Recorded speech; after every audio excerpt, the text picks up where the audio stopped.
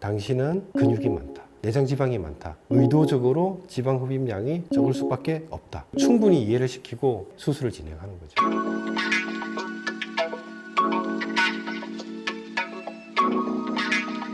안녕하세요. 다시 뵙게 되었습니다. 저는 대한지방흡입학회 상임이사를 맡고 있고 지금 개원하여 지방흡입 수술을 주로 하고 있는 최종국 원장이라고 합니다.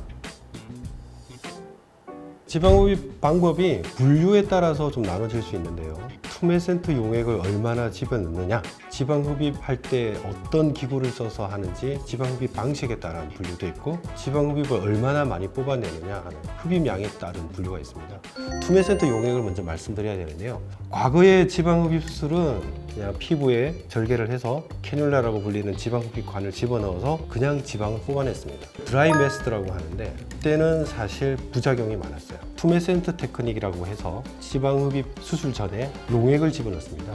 이 용액을 집어넣는 방식을 웻 메스트라고 하고, 이 웻 메스트가 발명되고 나서부터는 그런 지방색전증의 부작용이 드라마틱하게 줄어들었어요. 현재는 많이 안전해졌고요. 투메센트 용액을 집어넣는 방식으로 거의 하나로 통일되었기 때문에 이 분류는 그냥 투메센트 테크닉이다, 투메센트 메스트다, 뭐 그렇게 알고 계시면 될 것 같고요. 그다음 두 번째로 기구에 따른, 방식에 따른 분류법이 있습니다. 일단 고전적인 방법으로 아무런 수술 기구 없이 캐뉼라만 이용해서 지방 흡입을 하는 고전적인 그런 일반 지방 흡입 방식이 있고요. 수술하는 집도의에 힘든 거를 좀 보조해주기 위해서 여러 가지 보조 방법이 있습니다. 가장 대표적인 게 파워 어시스트라고 해가지고 지방흡입 캐뉼라관이 진동을 합니다. 그 진동을 하는 캐뉼라의 도움을 받아서 지방을 좀 더 잘 흡입할 수 있게 도와주는 그런 방식이고요. 초음파를 이용한 방식이 있습니다. 초음파 이외에도 레이저도 있고요. 워터젯이라고 해서 강력한 수압으로 이제 지방을 깨주는 그런 방식도 있습니다. 이 모든 방식들은 결국 의사의 체력을 좀 더 보존해주기 위한 그런 보조적인 방식이라고 생각하면 되는데, 각각 방식에는 약간의 장단점은 있습니다. 세 번째로 넘어가서 흡입하는 양에 따라서 분류가 됩니다. 많이들 들어보셨겠지만 미니 지방 흡입 이런 게 있어요. 미니 지방 흡입은 조금 뽑아내거나 조그마한 부위를 흡입한다고 해서 미니 지방 흡입이란 말로 많이 쓰는데, 이거는 아무래도 양이 조금 적을 수 있고요. 통상적인 지방 흡입 수술이 있고요. 대용량 지방 흡입 수술이 있습니다. 교과서적인 의미의 대용량 지방 흡입은 순수 지방 기준 5000cc 이상을 한 번에 뽑아내는 것을 뜻합니다. 여기서 순수 지방이란 거는 지방 흡입을 했을 때 아까 말씀드린 투메센트 용액을 제외하고 순수하게 지방만 카운트를 했을 때 5000cc 이상을 뜻하고요. 5000cc 이상을 한꺼번에 뽑으면 환자의 회복에 있어서 상당히 주의를 요한다라는 뜻에서 대용량 지방 흡입을 따로 분류하고 있습니다. 근데 여기서 혼동하지 말아야 될 게 상업적 의미의 대용량 지방 흡입입니다. 상업적 의미의 대용량 지방 흡입은 그냥 많이 뽑아준다를 강조하기 위해서 쓰는 용어입니다. 그런 교과서적인 의미와 상업적인 의미를 조금 구분해서 받아들이시면 좀 더 이해하는데 편하실 것 같습니다. 지방을 얼마나 뽑느냐, 그리고 어느 부위를 뽑느냐, 그런 거에 따라서 조금씩은 나눠질 수 있겠지만은 결국은 지방 흡입을 하는 거는 똑같기 때문에 한 가지의 종류로 지방 흡입을 해도 무난하다, 이렇게 말씀드릴 수 있겠습니다. 일단 이제 아픈 게 수술을 할 때 이제 수술대에 누워서 수면 마취 약을 투여를 하기 위해서 라인을 잡아야 되겠죠. 그럴 때 이제 바늘을 찔러야 되니까 그때 한번 아픕니다.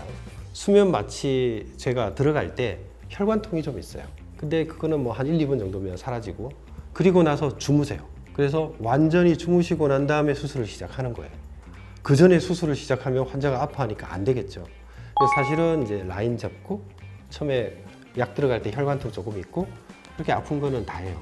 저 같은 경우에는 환자분에게 불편한 거 없는지 물어보고, 그다음에 지금 좀 있다가 이제 약이 들어가니까 아플 수 있다 이야기해주고, 그리고 많은 분들이 궁금해하는 왜 바로 안 자나요? 열세면 자야 되는 거 아닌가 하는데 아닙니다. 한 2분, 3분 천천히 주무십니다. 그게 더 안전합니다. 그래서 좀 천천히 잘 수 있다, 그렇게 하죠. 그리고 잠에서 깨어서 눈 뜨면 수술은 끝나 있을 것이다, 이런 식으로 설명드립니다. 그것도 이제 수술하기 전에 미리 상담으로서 하는 내용 중에 가장 중요한 내용 중에 하나예요. 지방흡입은 흡입량이 성적표입니다. 수술 끝나자마자 나오는 성적표이기 때문에 민감할 수밖에 없어요. 실제 수술을 해보면 환자분은 좀 더 나오길 원했는데 저는 조금 덜 나오는 거예요. 그러면 이제 그 갭 차이가 좀 커지죠. 그럼 환자분들이 실망을 하게 되는데 사실 이거는 수술이 아니라 그 전에 상담을 통해서 충분히 이해를 시켜야 돼요. 당신은 근육이 많다. 당신은 내장 지방이 많다. 이렇기 때문에 의도적으로 지방 흡입량이 조금 적을 수밖에 없다.